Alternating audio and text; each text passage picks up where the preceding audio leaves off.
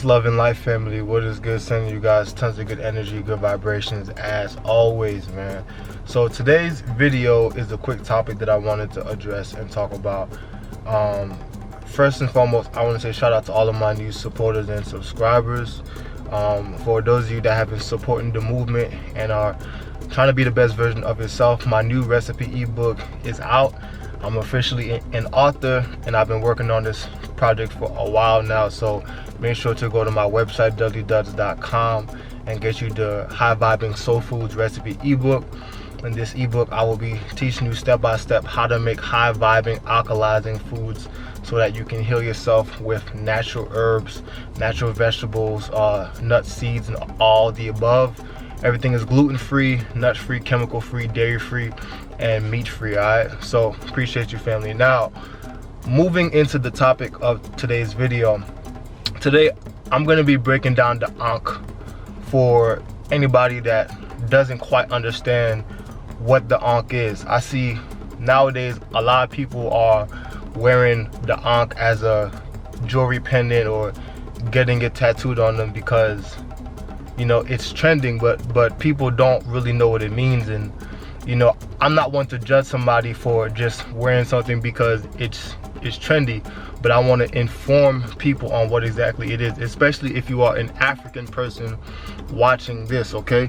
If you are a black person, you have to come back and know who you are. The number one law of being an African is to know thyself. And so we've come into a situation where the blow that has been done to black people, to African people, to Moors, more literally translating to black, land of the black, Kush, Kemet. The blow that's been done is so critical to where our language have been stripped from us. Our native tongue, our original spiritual belief system, our knowledge of self, our knowledge of who we are and what we've done has been stripped from us. And there's been such a critical blow that now we walk around and we deem everything that is of our essence as negative. We try to change how we talk. We try to change how we dress, how we act. And so we've been under psychological warfare for so long now, but it's time to come back home and to truly work on yourself and understand that the ancestors have been waiting for you to come home.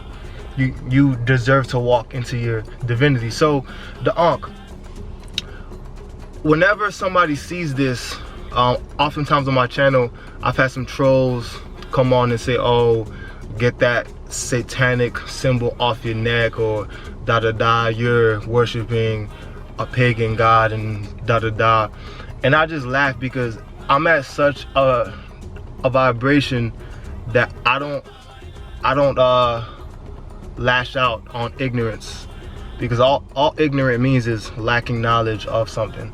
And a lot of us lack knowledge of ourselves, and so I'm able to operate on a higher spectrum of consciousness and express love and understanding, because whenever somebody says something like that to me, it doesn't faze me, because I know they're talking out of a place of not knowing. So this right here is the original cross. Now in ancient Kemet, ancient Africa, we had many different symbols and hieroglyphs, okay?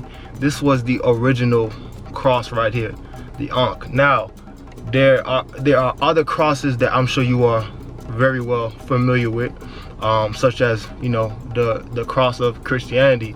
But I want to give you guys a little history lesson real quick. See, for those of you guys that don't know, there's a reason why all of our symbols have been misused and altered and been taken from us, and now have a different meaning in context to other cultures and practices. For example, the cross of Christianity, you know what I'm saying, has been said to been around since the 4th century. But the Ankh in ancient Kemet, archaeologists and scientists have already confirmed that it's a 30,000 plus year old civilization. We know that the original people were Moors, were Africans, were black. Even Kemet means land of the blacks. Okay, and so right there we have already debunked that the Christian cross was the first cross. And I want to give you guys a quick history lesson. If you know anything about Freemasonry, which comes from Europe and comes from, you know, the Knights Templar. If you don't know who the Knights Templar is, the organization, the Knights Templar, they're pretty much Freemasons. They're Satanists. They're the modern day KKK. Now I want to show you the symbol of the Knights Templar, which is also now the KKK, which was originally the stonemasons. Okay, so this is their symbol right here, and I want you to tell me, what do you see? What do you see? Hold up. You know, it's like it's a little bit blurry because it's not focusing, but you clearly see the cross, and this is because this was their symbol. Even the KKK organization professes to be Christians, and they use the cross, and they justify their deeds through Christianity. And we know for a fact that Christianity, the concept of Christianity, was stolen out of ancient Kemet, because when you even look at the Holy Trinity, the Father, the Son, and the Holy Spirit, first of all, you have to go back to Mayat, which was the original African spiritual belief system. And we know that the original Holy Trinity is Asar, Aset, and Heru, also known as Osiris, Isis, and Horus, which are Greek names. So whenever I'm talking about African topics, I choose not to use the Greek names. I choose to use the original names. But for context of this video, I will use those names because that's what you might be more familiar with. And so I want you guys to go do your research. Don't believe what I say, but I'm a scholar, and so I do my research, and I encourage you to go do your own research, excuse me, so that you find out that what I'm talking about is true. I will never tell you what to believe in. It's not my job to make you believe me. It's my job to ignite something in you so that you go do your own research, so that you come to a great realization, so that you can know thyself. And so Mayat existed and predates Christianity by thousands of years. Okay, there was no Christianity or religion for that fact in Africa prior to the European coming in and colonizing. Okay, and so now that we've got that out the way, the Ankh symbolizes life. What do I mean by life? You see, the ancient Kemites and ancient Africans had knowledge of self, knowledge of mathematics, science, biology, surgery. We had electricity. A lot of people don't even know that electricity doesn't come from the sky only. You know what I'm saying? Electricity comes from the SA node, which is the pacemaker in the heart. And so we had a lot of knowledge of thyself. And so what we have to realize is universal laws. Everything is striving to be in duality. All right, you have divine masculine, you have divine feminine that have to coexist together, because one of the laws of nature is the law of polarity. All right, for one to exist, it has to have a counterpart. This is why you have good, you have evil. This is why you have daylight, and this is why you have nighttime, right? This is why you have man, you have female. Everything is always striving to be in duality. They call this the yin and the yang, right? This is also why you have two hemispheres of the brain. You have your masculine side and you have your feminine side. All right, and so when we observe the Ankh, you see what? You see that there's a circle on top of a cross. Now I'm gonna break it down for you. The circle right here actually symbolizes the womb of the woman, aka the divine feminine. Now on the bottom symbolizes the shaft of the man that is erected, divine masculine. Now only when these two energies come together, divine feminine and divine masculine, you have the offspring that comes from the side, which is life. You have life from this union right here, divine feminine, divine masculine. Now there's a reason why the womb, divine feminine, is on top.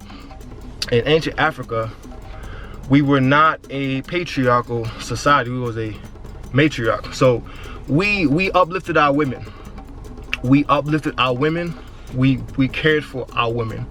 Our women's voice was valued, okay? And it was a system that is not like today's system where women don't really have the same rights, or in traditional European belief system that women were lesser than or had no rights. And I'm not attacking Europeans, I'm just giving you a history lesson. You can go look it up yourself, where you know, women didn't really have that much say in society or politics in European culture. In African culture, women were always you know, they always had rights. We uplifted our women. And so I wanted to give you guys a quick education on what the Ankh symbolizes. The Ankh symbolizes life, and this is the original cross. Now, of course, in Africa we have many different symbols and hieroglyphs, but for the purpose of this video, I wanted to give you guys a history lesson for all the people that are wearing Ankhs that may not have known or have it tattooed on themselves and don't even know. Don't wear something just because it's cool. You want to understand what you are wearing. This is the same way that all of these Freemasons have constantly been able to show their symbolism right in front of our faces, and we have no idea because we don't have the eye to see it, because we don't have that knowledge. We haven't been enlightened on those topics or subjects yet.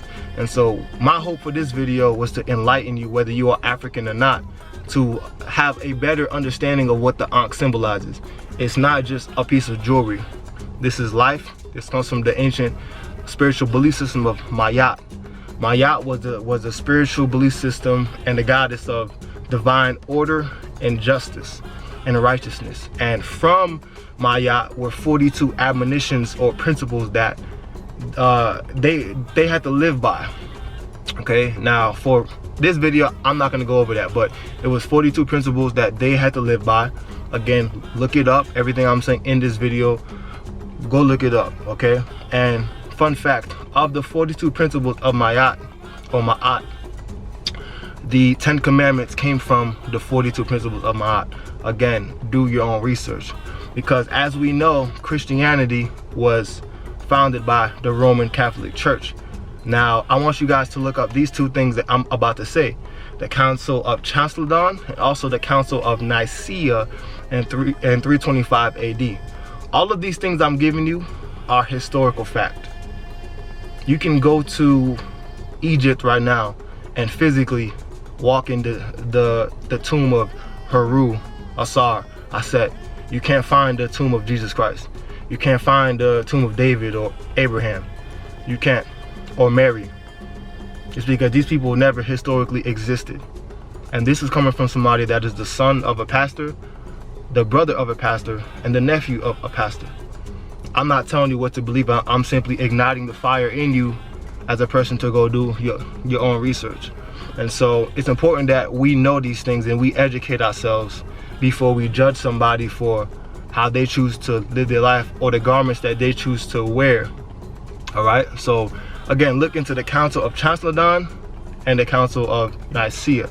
Now, the Roman Catholic Church created Jesus Christ. Prior to the grown white male adult Jesus Christ that Christians and Catholics, you know, worship nowadays, prior to that, they worshiped baby Jesus until 325 AD at the Council of Nicaea under the ruling of Constantine, where they decreed and, you know, created the image of the, you know, European figure of the white male, blue-eyed Jesus Christ.